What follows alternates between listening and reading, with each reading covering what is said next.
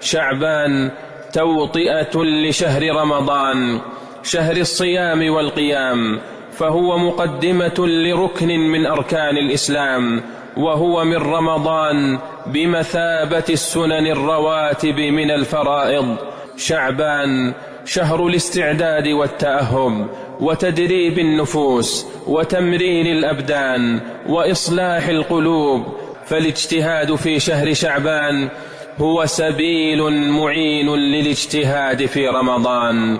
أيها الناس، شعبان شهر ترفع فيه الأعمال إلى الله، فاحرصوا عليها قبل أن ترفع إليه، وأكثروا من الطاعات، وعليكم بالصيام. وعن عائشة رضي الله عنها قالت: ما رأيت النبي صلى الله عليه وسلم في شهر أكثر صياما منه في شعبان، كان يصومه إلا قليلا، بل كان يصومه كله.